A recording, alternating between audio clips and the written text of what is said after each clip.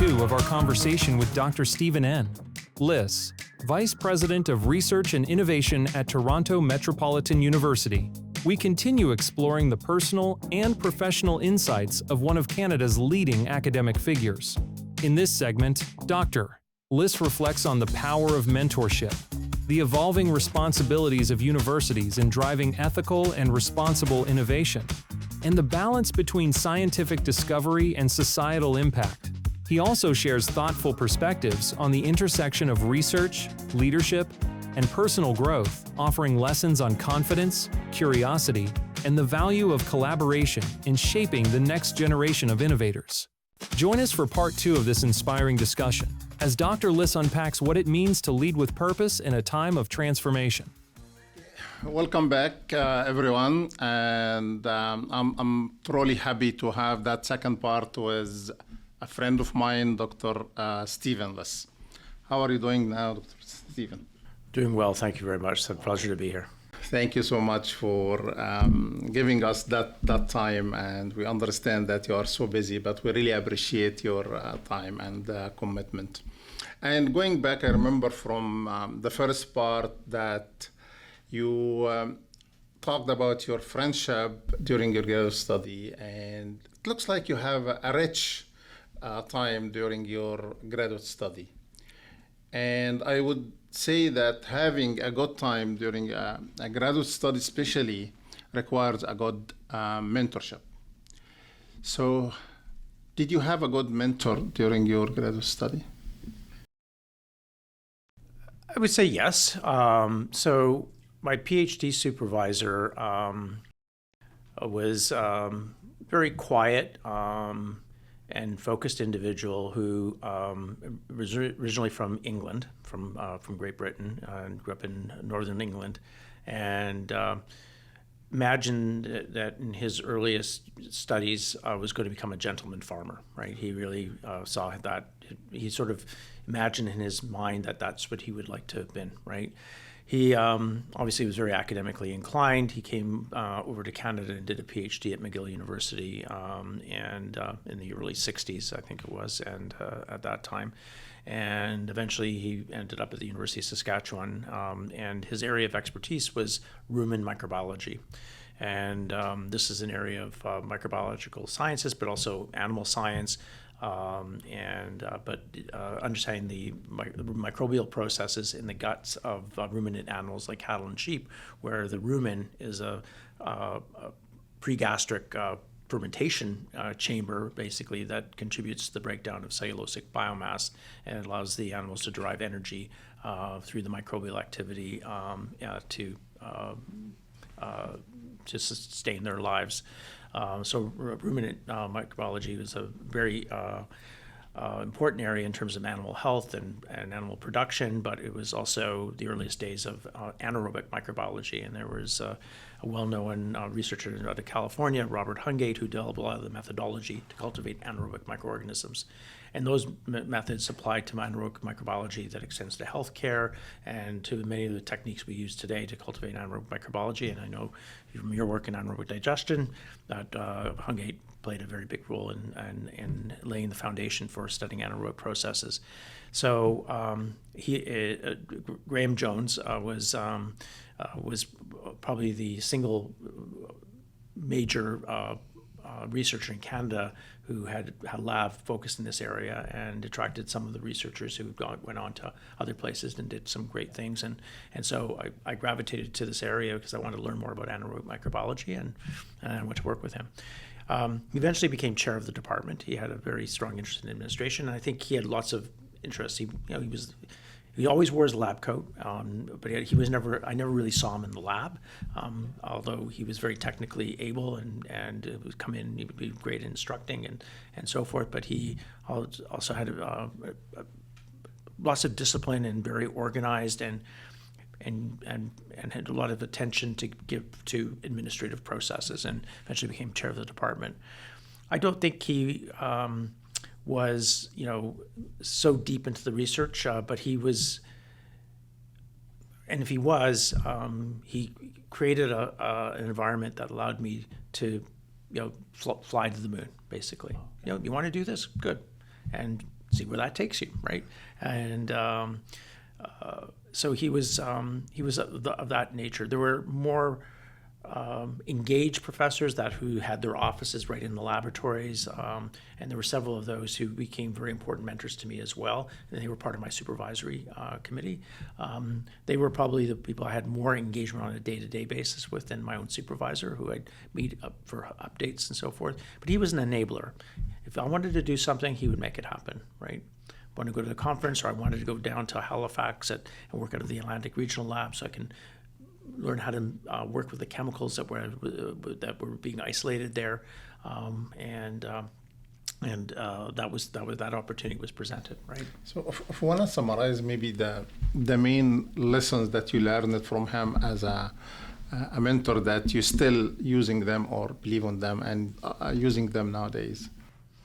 Yeah, so I think allowing students to even though there was a research grant, there was a strategic grant, there was a partner, a collaborator, and a National Research Council. There was a significant orientation to an application, and a solution that pertained to animals that were not thriving on grazing pasture.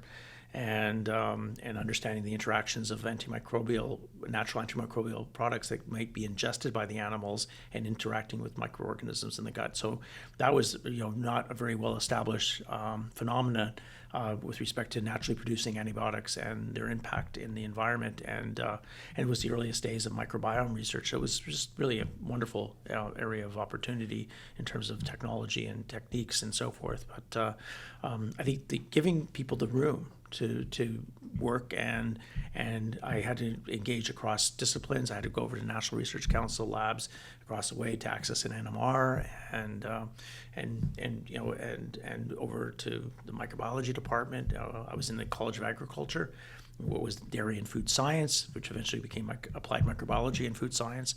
So it was just a wonderful array of opportunity to be able to grow and thrive.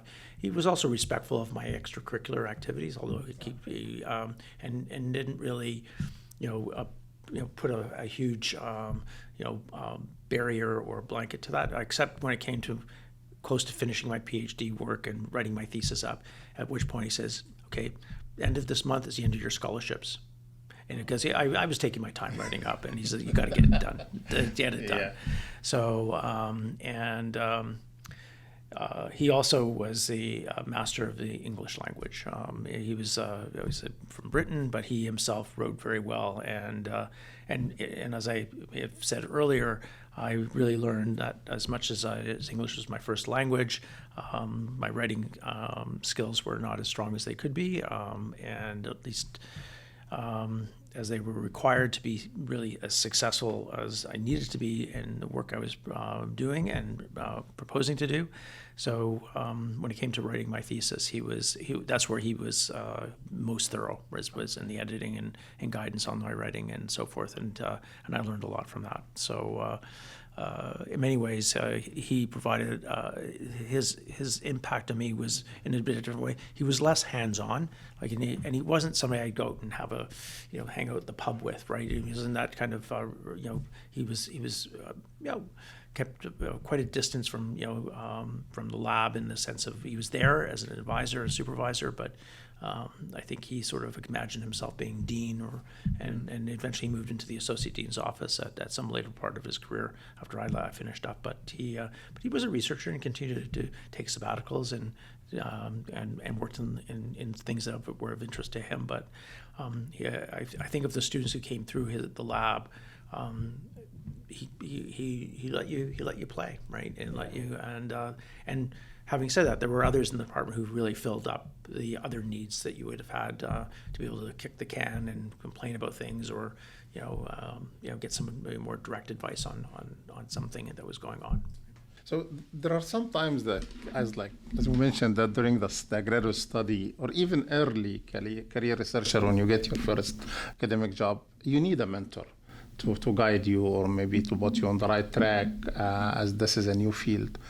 And for the early career researchers or new academic appointed people, they have some challenge to find mentor. They coming to a new university or department, and they don't know people that much. And I experienced that with some of them. They struggle to find a mentor. So what hints could you give them to look for a mentor, and how to look for a mentor for the early career researcher? Well, sometimes it just happens by chance, right? And I would say a large degree that happens. I do think, for what it's worth, when people are starting to think about, opportunities in joining an organization, I think you got to think about where you're heading and where you're going, right? And if you're not thinking about, well, where am I going to be successful? It doesn't mean you're going to find collaborators directly to work with immediately. But I think the idea would be that you want to go where you think your research fits into the overall ethos and direction of the program, and what you can contribute in your strengths, who around you would be people you would look at as people important to the contributions to the success of the department that you are joining. They may not be directly in your specific area of research, and look around the institution. Like, wait, you're coming to TMU. Why are you coming to TMU?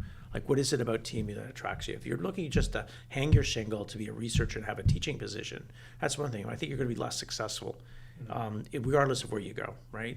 And you got to think about where the organization is and how you feel about things. When I went to the University of Guelph, it was a very natural home for me because there were a lot of people who were contemporaries of mine out of the University of Saskatchewan who found their way as an agricultural and life science focused school.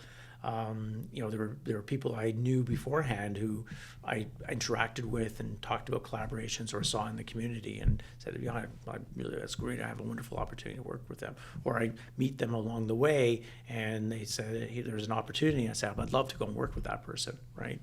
And that becomes, particularly important, as well. And the same when I went to Queen's. So it's like, you look around, like, where am I landing? What am I going to contributing? Who are the people I'm working with? And some of those are your predecessors and others around you. And and then you find them along the way, right? There was a whole, community of former principals of Queen's living in Kingston who were always ready and willing to sit down and have a conversation. And sometimes and thinking about others who, even outside of your own area of work. And when you live vicariously in some of the administrative roles I've had, you interact with tons of people, right? And you find yourself in communities that you never thought yourself were working with and engaging with and learning from. So it's a bit hit and miss, but you've got to be thoughtful about where you're heading. If you go in sort of sight unseen, I got this job, so glad I got a job, and you go there and you say, like, why am I here? Like, well, I don't think that, so it is a bit of a fit, but it's your choice too as to where you're applying and thinking, well, why would I want to go there? Is that place going to be really supportive to my work? And that could be colleagues and others. And I have to say it, and sometimes it just happens by chance. It happens because of a collaboration. I had a phenomenal relationship with the Pulp and Paper Center in Chemical Engineering at U of T earlier in my career, and Doug Reeve was the head of the Pulp and Paper Center, and eventually became chair of the department. And my collaborator there, Grant Allen, was very hugely influential. We influenced each other, in fact. But Doug Reeve was a phenomenal mentor. And it happened because of a collaboration that grew into an association, and to this day I still maintain adjunct status in Chem Eng at U of T. So it just happens in different places. Sometimes it happens when you meet people in different organizations and you've done something for them, and they reach out and say, what can I do to help you, right? And so when you start thinking a little less of yourself and you're thinking about, okay, getting involved and helping out, people then line up, and you work together, and it happens kind of organically that, right? It can happen.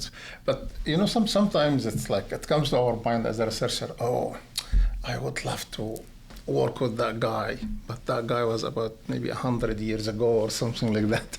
So let's say hypothetically, if you would choose a historical figure that you want to have a meal or a conversation with her or him, who would you choose, and what is going to be the kind of discussion that you can have with? So I'm going to preface it by a particular story that my own PhD supervisor had shared with me when I was about to go to a conference that was taking place in Banff in Alberta in the early 1980s. And it was conference that was organized out of the University of Alberta, and it was an international conference in rumen function and rumen physiology, and there was a whole host of people coming to speak, including Robert Hungate from California, who wrote in this monumental book called Rumen and Its Microbes in the 1960s, but had pioneered the Hungate method for cultivating anaerobic. He was a legend, right? I was so excited to go, and I even had my copy of Rumen and Its Microbes for him to sign. And my PhD supervisor said to me, he says, when you meet him, he's just a regular guy, right? Like these are regular people. And so my supervisor didn't hold a lot of, I think, the stars in the same light, because sometimes he was a bit staid, and but he wasn't somebody to sort of even fly his own flag in some respects. Very modest and so forth. But he put in some perspective that there's lots of famous people out there, but maybe at the end of the day, the conversations may not be as interesting as you'd think they might be. But that being said, I had in my fourth year, in my undergraduate years, 2 or 3 individuals, particularly who were legends, and I knew that then and after the fact how prominent they were in their respective fields. One was R.G.E. Murray, and another was Carl Robineau, but they were phenomenal teachers and lecturers and professors, and I just was, they were just so humble, and so powerful in the way they empowered and shared advice. I remember I've been very fascinated with microscopes for most of my career and the application of advanced correlative microscopy. My earliest introduction to microscopes was Carl Robineau, who was a legend by this, and not even recognizing it. He was an MD by background, came out of Europe, and I remember sitting down looking at the microscope in second year microbiology course, and it just, so you see, he said, so what did you see? And I said, but you didn't look long enough. Okay. And it was just a simple piece of advice about, not just seeing what you were told what to see, but seeing things that you weren't told what to see. Yes. What did you see, right? And anyway, so going back, so I have to say I love history, historical figures. I've read some remarkable, large monographs and biographies of Leonardo da Vinci and Michelangelo. At the interface of science and engineering and art. I mean, Leonardo da Vinci would be somebody who would sit down and what. Everybody wants to sit down with Leonardo da Vinci. Tech, right? Yes. To fast forward to thinking about Albert Einstein, right? So what would you ask them if you have that luxury of sitting with them? What question would you ask them? Understanding, what draws their inspiration to focus in on particular problems, right? And captures their interest in a very dynamic way, and in case of Einstein, in a very focused way with respect to relativity and composition of matter and so forth. So it just that. And yet they all both had very eclectic interests, right? I mean, Einstein became a cultural icon. I mean, he, and engaged in a whole range of different, topics and fields, and politicians and entertainers would seek out his presence for all sorts of things, right? And his own engagement across the world, after the Second World War, and his time in the United States and other places. But Leonardo da Vinci, I mean, he created a body of work, but never really completed anything, right? But yet he thrived and enjoyed his life in some respects. But I think about the work of Michelangelo, right? If you've ever been to the Sistine Chapel, and to see that period of time, right? To fast forward, I look to musicians. I'm just as interested in and have a fascination across music, and that covers every realm of a musical genre. And so, if you are staying in your office, sitting down with Bruce Springsteen, his longevity, right? The guy could still go out and play 3 hours and with passion, and still has some game, right? And I saw Sting play at Massey Hall last year in Toronto, in a very intimate setting, and just like what drives their musicality, their interest in music. In some instances, there's some to do even new things, right? And reinvent themselves. Paul Simon is a perfect illustration of that, right? I'd love to sit down with Paul Simon, right? To think about all the things that has influenced him, and what keeps him going and drives his curiosity and his engagement with music and so forth, and how they've changed, how they could reinvent themselves, right? Yes. Through multiple generations, right? Some of their work carries forward. I mean, you go to Bruce Springsteen concert, you'll hear all the old stuff for sure. But you go to Paul Simon, he plays new stuff, and he's still composing and doing things. Even when he was doing his last concert of the tour a number of years back, he's still now coming out and doing some interesting things. So I'm inspired by that, and inspired by how people can reinvent themselves and cut across disciplines and fields to have such an impact, so as broad and within their discipline or their domain, but also even more broadly than that. So I've just been kind of intrigued. I mean, there are numerous political leaders and others that would be fascinating to sit down and hear about their stories and so forth. Okay, so what inspired Stephen for everyday life, that every day in the morning you wake up, come to the work? What inspires you? So I love the mornings. I really do. And that probably comes from discipline. My father ran a business that, he was up at 5:30 every morning, right? And I remember working with him, and if I wasn't ready to go to the lumber yard at a certain time, he'd just leave without me, and I had to find my way there, right? But I love the quiet and peace of the morning, and sometimes that entailed maybe some exercise, or going for a run, or just getting my act together. Sometimes it was finishing a grant application or reading something for the day. I always enjoyed that piece of and the joy of what the morning represented. So to me, every day is a new world, right? And a new opportunity. And it's also facing the challenges of the day too, right? And with renewed vigor and energy and so forth. So what inspires me is that thinking about today, right? This morning I had an opportunity to meet with the Ontario Council University BP Research Executive Group to talk about a particular issue that's unfolding. Has a bit of a problem associated with it, but it's complex discussions and engaging with other people, getting different perspectives. It was kind of interesting. The problem itself is a pain in the butt, but and I don't want to elaborate on that, but it's just it's just part of the work. But the engagement with people, talking with people, hearing what people are doing in the summertime, and getting reconnected with your colleagues, to sitting down and having this conversation, which we've been waiting to do for a long time. So. That's really great, and I've got some work ahead of me this afternoon, and it's an exciting time of year ahead of the fall, but being able to have the time to think, and I like the time to think, right? I love it, and that's one of the things that in an academic career you have available to you time to think and do what you want to do, but the other side of it is the downside of it is you never have enough at that time, particularly if you start taking on administrative work. So I find the time to think really very powerful.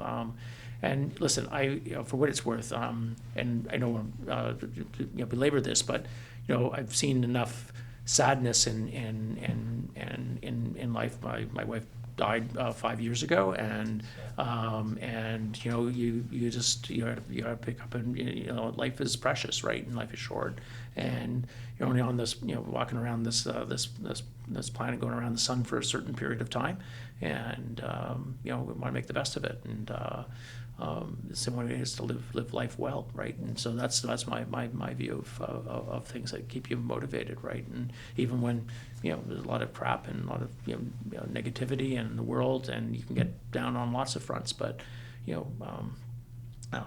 life is very powerful, and there's lots to still enjoy, and lots still to do, and engage with people, and do some interesting things, and we have the fortune in our positions, some privileges, and why not enjoy that while we have the chance to do this? So John Kennedy I was very young when he was president of the United States, and had only vague recollections when he was assassinated.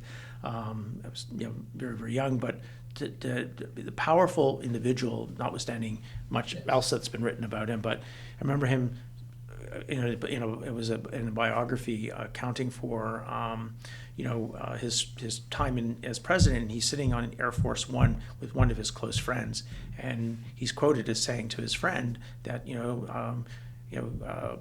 how short, the brief period of time and the privilege they have to enjoy this moment. And it was all fleeting, and it was only a short period of time later that he was assassinated. And and I just remember those words. You only have the opportunity to do the things you do for short periods of time, right? And sometimes they get stretched out over longer periods, but on the other hand, you want to make the most of it, right? Make the most of what you're doing, right, in a given period of time. So whether you're sitting on Air Force One or hanging out and sitting and chatting over tea, talking about what's life like to be a professor, and being involved with students and the academy and so forth. So.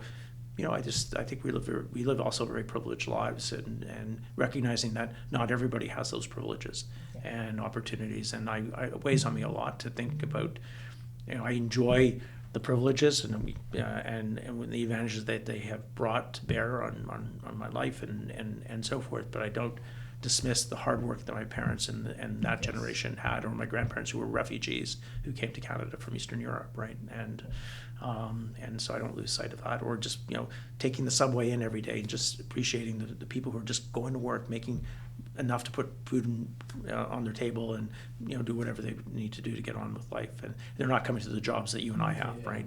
But they're all finding ways to live life and enjoy things, and we all share that common underlying drive to live, right? And that's really critical. Okay, awesome. So I got that. I think that is every day. You mentioned that you wake up in the morning, early morning, and you do some tasks like writing grants, or even having some meetings discussing with people about some challenges on the research and some. So what are in your opinion, what are the most significant research and innovation trends nowadays? Oh, yeah. Well, so we have some intractable global challenges, and all sightlines point to those intractable challenges for a wide variety of different researchers around the world and across many disciplines. Whether it's healthcare, antimicrobial resistance, emerging diseases, climate change, the impact of climate change on health, to the role of technology and digital technology and disruption brought about by artificial intelligence, and the opportunities and challenges that come with that. Climate change more broadly in terms of environment, and an evolution towards a post-petroleum based economy, right? Whatever that looks like, or whether it is ever free of petroleum-based products. I don't think it will ever be, for lots of good reasons, in fact, actually. But at the same time, recognizing that we are transforming energy, right? To the challenges of migration and geopolitics that is shaping the way in which democracies are unfolding, and way in which people are able to live in civil societies and thrive. The future of work. So there's just a ton of these things. There's some fundamental phenomena associated with their understanding of physics that allows us to evolve technologies to understand the cosmos, and think about space, right, and thinking about the interplanetary travel, and for that matter, and the technologies that will take us there, and to even the challenges today around our own security and safety and privacy issues, cybersecurity, defense. Lots of interest in dual-use technologies and some of which will drive innovation. If you look at some of the most impactful technologies that have been available to us, many of them have had their origins in the biggest challenges on defense, on GIS, for example, right? Or looking at the history of the internet, right? and how that evolved, and some of the drivers and where that has led us today. So I think there are many things in science, but there are some fundamental questions, right, and fundamental issues, and there are underlying features of science in chemistry and in biology and physics and even where quantum science, which will be a significant disruptor in the way in which digital technologies will be used and applied, and the capacity for computing power that will just set everything aside and in a different direction for us. So what does that mean with respect to innovation and entrepreneurship, right? So research is also about entrepreneurship and innovation. I mean, it's what derives the latest of the technologies and that are going to be the next best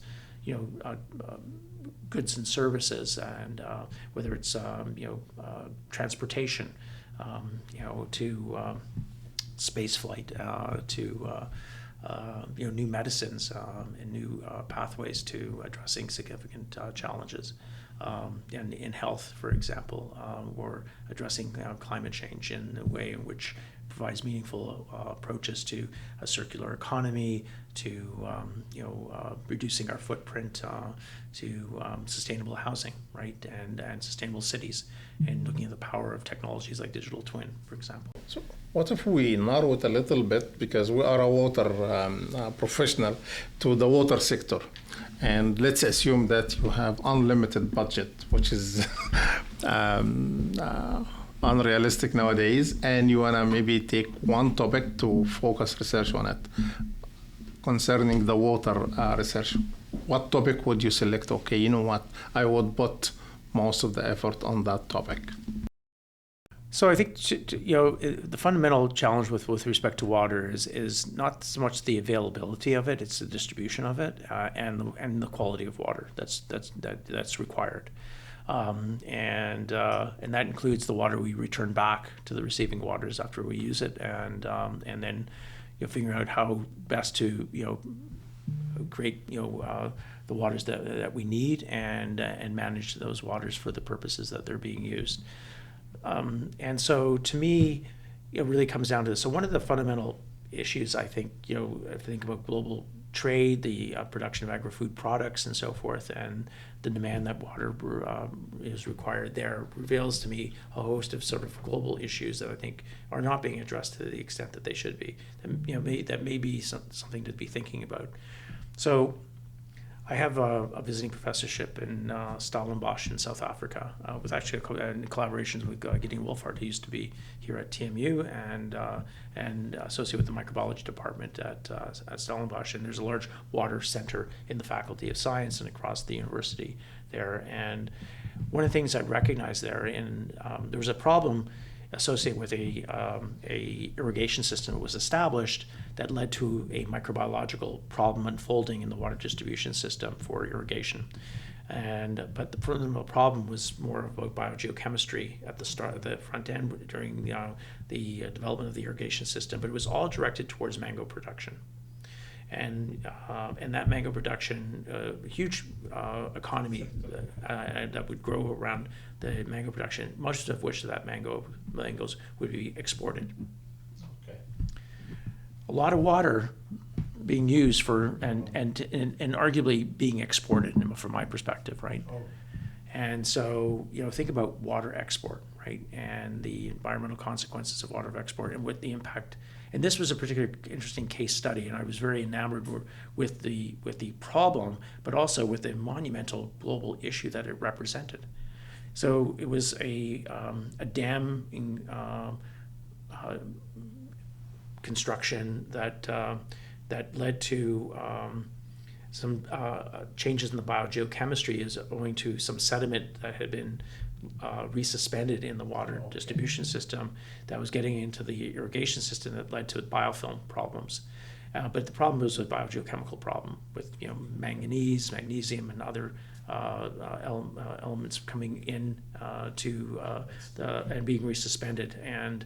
And so it was never really a microbiological problem at the start. It was an engineering problem and a biogeochemical problem, or geochemical problem, and it's a biogeochemical problem. But it was all directed and driven by an economic focus on developing lands to create more production of mangoes for export. Okay. And this is happening in a country that is hugely challenged by water resource issues, not abundance necessarily, but distribution. And but yet, a country that arguably is being taken advantage of by their own governments and their own economic drivers, but not a lot of benefit necessarily. Well, maybe I would say some benefit economically for sure, but I think of that being replicated across the world, right, with respect to how our water resources are managed, right? And so, what does that represent? So a number of years ago, just to illustrate another aspect of sort of global impact in very small ways, and this is not a problem that needs to be solved per se, and it isn't being addressed already, but owing to security issues in the United States, their aircraft carriers were no longer docking in the ports. They were dropping anchor for security reasons away from the land masses near where they were deployed. But there was requirements with respect to their water treatment. They were going in, disposing their wastewater and so forth, and then getting fresh water. They had to figure out a way to treat water on the ships. And so I was invited, actually it was either in Cincinnati or Cleveland, I can't remember now, but it was to a workshop, and of course you had to sign all sorts of disclosures. So I'd done a lot of work on membrane fouling work. And at that time was xenon, and I was invited to this workshop. And the fundamental problem is, how do you build a membrane bioreactor operated on an aircraft carrier where the admiral or the commander of the aircraft carrier doesn't even want this because he hasn't enough space for it, and yet he has to deploy X number of people to manage and run it. Their aircraft carrier is carrying, hundreds of millions of dollars, billions of. Each aircraft is $100+ million. Munitions, sensitive and highly sophisticated communications equipment, and in many cases they're not nuclear operated, and yet they got to deal with stuff, and so you can manufacture a compact enclosed system, but it has to be run pretty autonomously, right? And the vast majority of the individuals who are available to run these things are 19-year-old recruits, right? So you got to train them and you got to manage it. So I remember that being a water problem, but it requiring a lot of technology and a lot of training and an area where, like, aircraft carriers, they couldn't care less. So they just wanted, that's not their focus, but the requirement was that they needed it, and they had to tuck it in and keep it as small as possible. And they had to, and their crew gets cycled.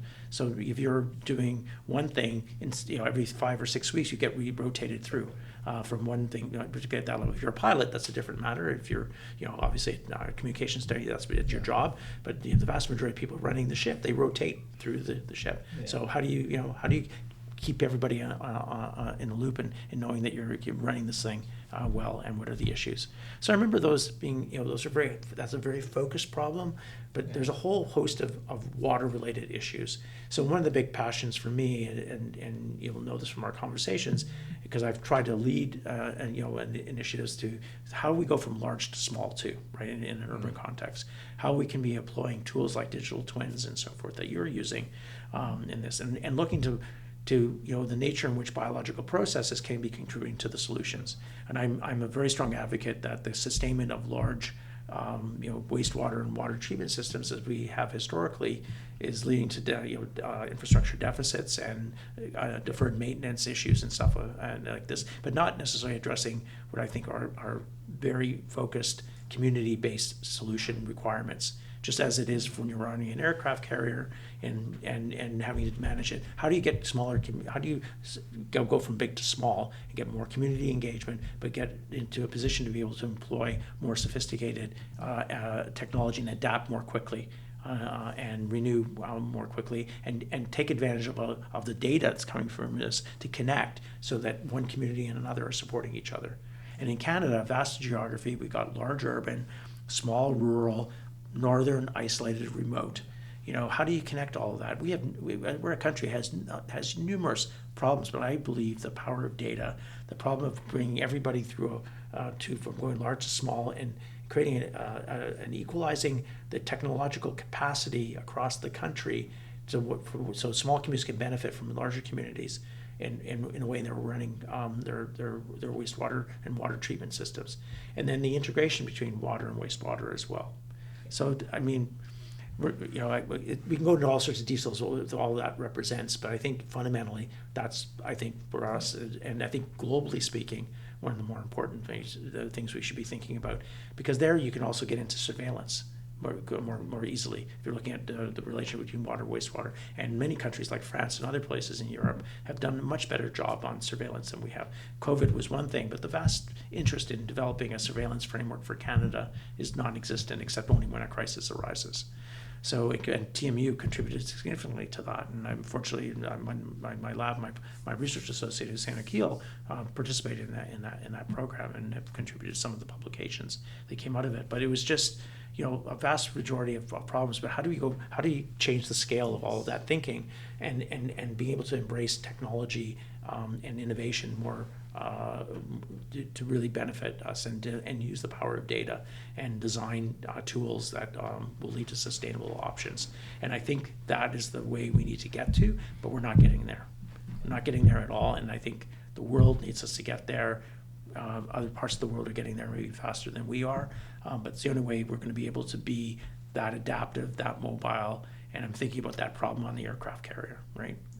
But I also think about the broader issue of this is globally connected, and the idea of water of what it means to send water abroad through the production process or the consumption of water that is impacted by global demand. You're basically exporting water, in my view, and what that means. So taking that global perspective and thinking that locally and purpose-built, purpose-driven will create more innovation and create a more robust, I think, economy and more opportunities, and be able to harness the power of data, power of digital technologies more effectively, and connect expertise, so not to leave communities isolated from one another.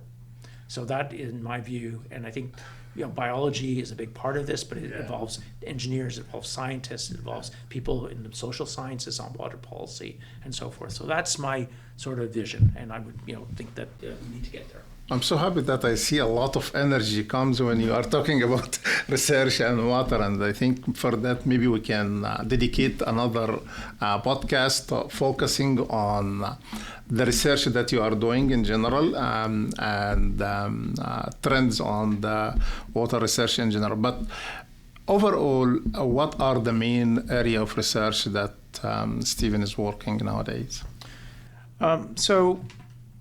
So I have two tracks now, but I think fundamentally looking at the biological processes in natural and engineered environmental systems, and understanding how the structures and functionality of microbial structures and ecology can shape the way in which an engineered system, an environmental system, can be managed.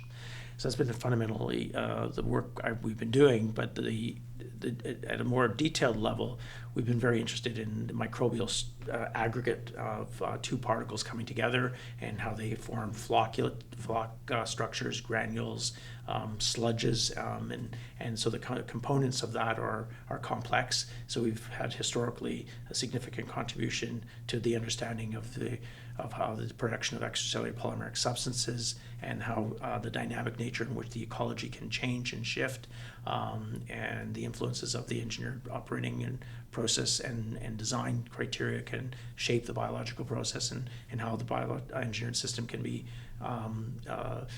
developed and designed in a way to support a range of microbial structures and communities together, and how they interact for both benefit and to address issues of when microorganisms attach to surfaces and aggregate together. They can be problematic, but they can be highly beneficial at the same time.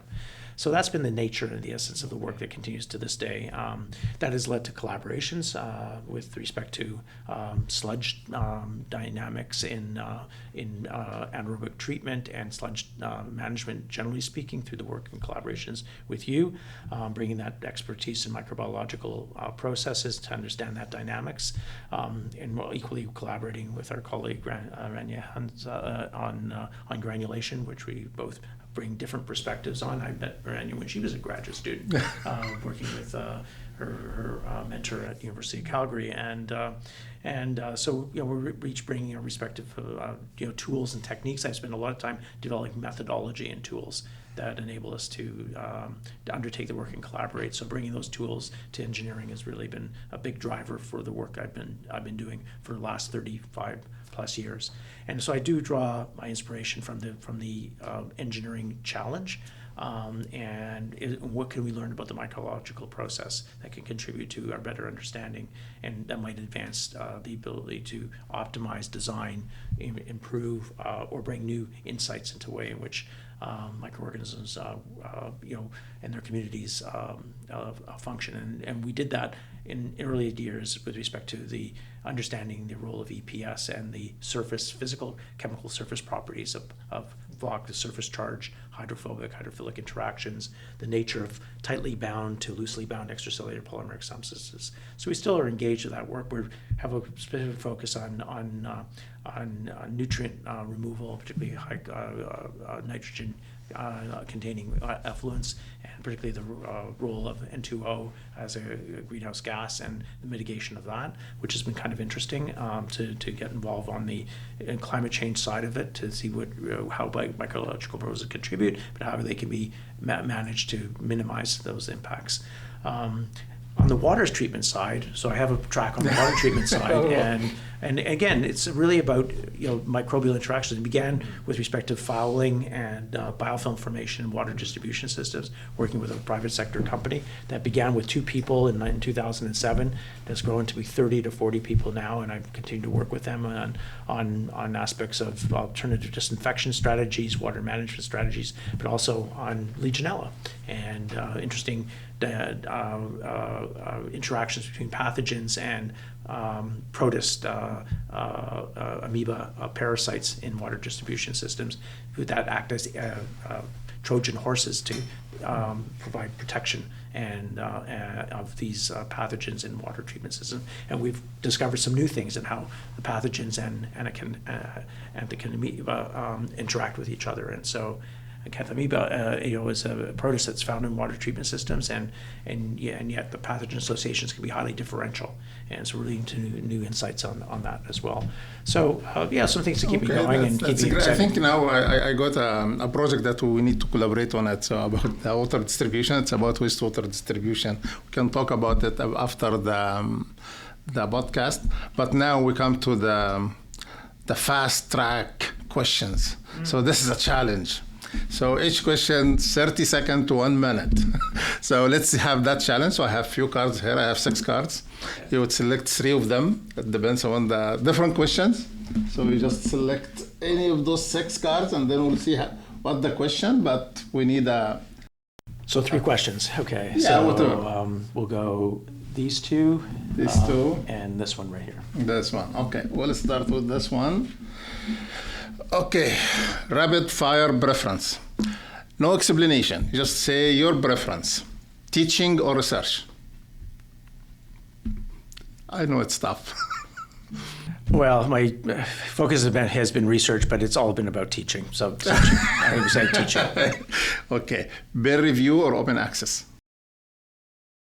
Oh, peer review, but it can include open access. So you are I know that. I think peer review is absolutely critical to science. Public lecture or lab work? At this stage, I think communicating your science is really critical, right? Okay. So what is a surprising skill or interest you have outside of academia? Oh, surprising skill. Interesting. I certainly enjoy the outdoors, and I wouldn't say it's a skill, but I love being on 2 wheels, whether it's a bicycle or a motorcycle. I have a motorcycle license. I sold a motorcycle back a few years back, but I still love the wind and again bicycling and motorcycling. But I do like canoeing and kayaking and paddleboarding as well. So.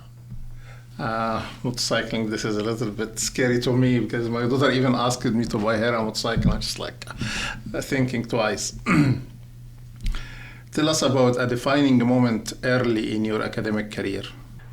I did not get a research grant in the area that I wanted to focus my career in as I started my academic career, and then got gravitated to a problem that was emerging, that somebody was looking for a microbiologist to address and collaborate with some engineers on, and that shift to becoming a wastewater microbiologist, environmental science engineering focus, which was not too far away from some of the things I had done in the past in an indirect way, but that just changed the course. Just changed the course, right? I know that you didn't select those, but I have one I really want to ask you. It's pitch a scientific idea in 30 seconds for a 5-year-old child. A research idea for a 5-year-old. Yes. Oh, a research idea for 5-year-olds, right? So, I think a research idea for a 5-year-old is really understanding, looking at patterns, right? Patterns in nature, right? I think one of the things that struck me I was in high school, actually. Someone gave me a book called Patterns in Nature. And it's out of publication now, but you can still probably find the book around, written by an architect. And there are books that historically go back to look at the patterns in nature from a very detailed way. But it's just such a simple thing to do, right? Whether it's looking at a leaf or looking at different soils and sands and playing with dirt, going out and just looking at patterns in nature. And they in many ways replicated in various scales through small, medium, and large. They get replicated in design and buildings and things we see and visualize and so forth. And there's relationship to functionality and use that comes from that. But I mean, just puzzles, right? Yeah. Playing with puzzles, discovering the shapes and relationships to shapes, but looking at that through patterns in nature. Right? More than a minute now, but that's okay. But that would be to me, yes. Childlike, but I think equally so for an adult as well, right? When you got an email or you got a student that want to join your team, what criteria are you looking for your graduate students?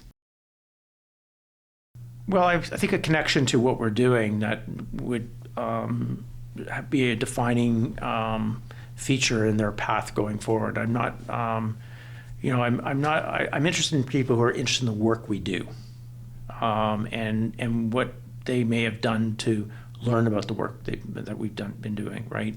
It could be somebody from another institution who, got exposed to the work through working in an area complementary or related to it, or somebody who reached out to me in their third year to work as a summer student, right? But made the effort to really approach me not for the just that I have an opportunity to take on as a student or the funding, but really, what is the connection to it? Why would you want to come work with me, right? And to get that sort of sense of the connection to the work we're doing, understanding the work we're doing, and I've been very fortunate. In attracting good students, and part of that is owing to the fact I publish, and hopefully people will have read the work and be drawn to that. There's tons of students around the world looking for opportunities to do grad studies, and some come from areas that are unrelated, and they just send out applications, willing to, and that's just not going to resonate, right? But I think it's the effort that people make to get to know you. So I have to say, I learned this very early on when I was looking to do my graduate work. Actually, I flew on my own expense. I flew out to the university to have a tour of the lab and meet my potential supervisor, before making my final decision. Right? Oh. They paid for my accommodation while I was there. But oh, really? Yeah. They were rich at that time. Well, costs were a little bit different, perhaps, but they were very generous in doing that, and I thought that was a really important gesture that they got to meet me, and I think that enhanced their view of my interest, and I think things worked out, right? Because it's a two-way street, right? You have to. It's important that you make the decision too. It's your choice to make as well, right? As much as it is somebody else's, and it's the same with job hunting. It's just don't take anything that comes your way, right? Think through it thoroughly, but do the research. But people are going to be interested in you because you took the effort. And I'm not saying that's the effort you need to go halfway around the world. It's very difficult to, if you want to go to England or go to the United States or whatever it is. Sometimes it's not that. But it's just showing that interest. And what have you done to prepare yourself that shows that you would be really an added value member of that team? Yeah. Academia or industry. Some students, they already made their decision. They want to go to academia after their PhD, others for industry, others not. But let's talk about the people who already made their mind. I want to go to academia, and the other one, I want to go to industry. How they prepare themselves during their PhD study for the next step? So I think they prepare themselves in the same way, frankly, in that sense. But I think the call to the academy has to come with a strong, deep desire to be engaged with young people, right? And so if you don't value that, and I have to say, my migration over to the academy when I didn't think that was my career track, it took me a bit of time to think about this because all I thought about was building my research program, but it really is student centric, right? We had this at the heart of what we do in the university is about the next generation of talent. Be it postdocs, PhD students, undergraduate students, and how research can inform, the educational experience, but also the transformational experience a young person can have. But those two, that experience is going to be equally valuable regardless of where you go. But I would say, but it doesn't require that you prepare yourself as to be a teacher, but you should be developing in your mind your philosophy, your orientation, and what are you doing to mentor when you're a student for those who are coming into the lab. It doesn't mean you're sitting in front of a classroom all the time. Tools like writing grant applications. But in industry, you got to equally be very focused, right? And how do you define success there? There's actually much narrower room for failure there in many instances because it's about making money, right? And revenue. But that being said, only 10 to 15% of the PhD students will ever find their way to the academy, and that has not changed. It has not changed, right? Really, since I was a PhD student, right? There's lots of PhD students, and there's only so many faculty positions, right? And again, highly competitive, and you need to think about where you're going to go and how you're going to position yourself, right? If that's your bet, you've got to come in with a complete, portfolio of teaching philosophy to your research strategy and the excellence to be there, and you've got to bring some demonstration of the potential for all of that. But I think you need that individuals today should prepare themselves too to be entrepreneurs and innovators, even for researchers coming into the university, because your students you're training are people who may want to go to industry, and the vast majority will find there will be in industry, to be perfectly honest. So I think that's why you have to be prepared for both. And there's nothing wrong with taking an industry-facing perspective. When I say industry-facing, I mean in the broadest context. It could be in the social sciences and humanities, but look at the external world around you and where you can draw the interesting questions that are going to make contributions of new knowledge, new ideas that will impact others, whether it's impacting the other scholars in the field, which is what an academic does, but if you're working in a government lab, the priorities of the federal or provincial governments that you work with, and if it's in industry, it's in the sector and the areas in which that company is providing goods and services and supports for others, and I think the skill sets nowadays are so cross-purpose, right, and multi-purpose that I think we need people who have that industry experience to come back. Whether it's from an engineering perspective, we have clinicians who are training doctors, right? They are doctors. They're doing their clinical service, but they are doing research too, right? And there's nothing wrong with that, right? It doesn't mean you're doing applied research per se. I think we got to also get around this idea. But the most interesting problems are really, monumental, significant challenges that have that orientation to solve a problem, right? And much of which is,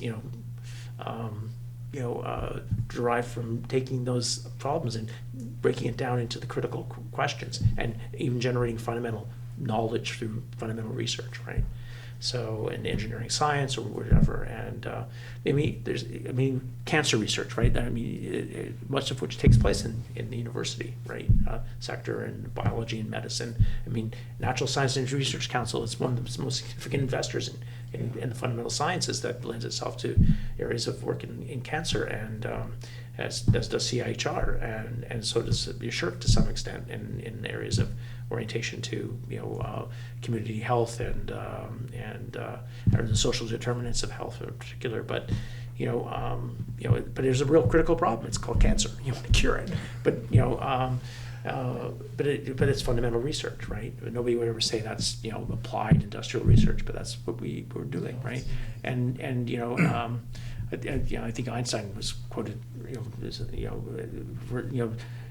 all research is applied. When it's not, is we haven't found the application for it yet, right? Or we haven't figured out how it really works in the real world. But to be perfectly honest, I think nowadays I think the interface and the collaboration, the back and forth. I envision an academy where we're more permeable to the movement back and forth. Whereas at the University of Guelph, there was a research chair in an area of plant science and crop technology and whatever, but who I think came back and forth between industry and the university several times actually. There was engineering professors, as you well know, who spent a lot of time in industry before coming back to the academy. So, it's just, I think, that movement back and forth, regardless of the field and discipline. I mean, if you're working in the National Archives in Ottawa and you come back to an art history department or an area of the social science or humanities, why not, right? Why are we having more of that going? It enriches the community, and I think the industry would benefit from Nobel scientists sitting and there's examples of that. Thales, a large multinational telecommunications security company, French-based, has a large research facility in the outskirts of Paris and near their head offices, and they have 100+ academic and graduate students working there, including Nobel physicists, Nobel-winning physicists. So, to me, I think we need a lot more of that.